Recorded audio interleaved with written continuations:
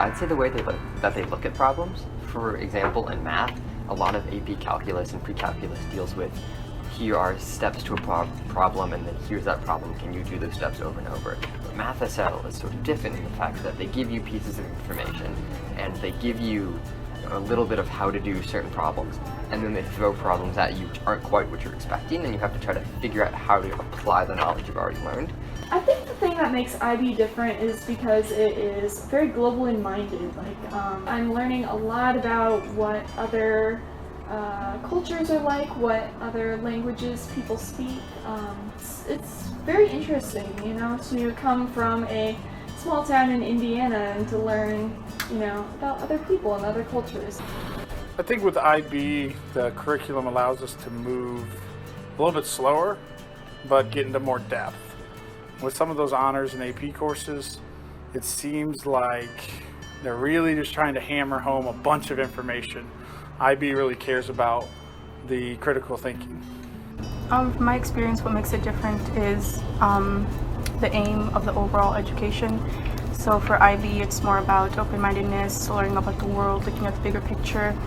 And with other courses, it's more about just learning the material and nothing more than just that. Obviously, Adams also has a lot of, like for example, AP, there's also advanced classes.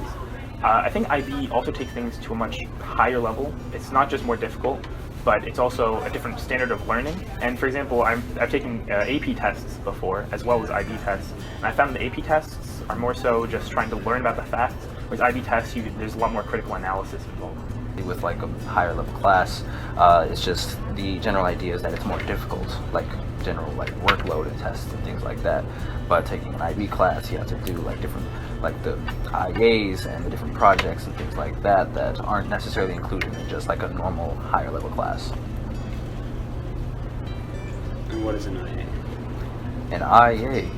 An IA is an internal assessment, basically its own personal project. Well, I say personal project, it's not personal, but it's a project that you yourself have to dive into that kind of has to do with what you're studying within that class.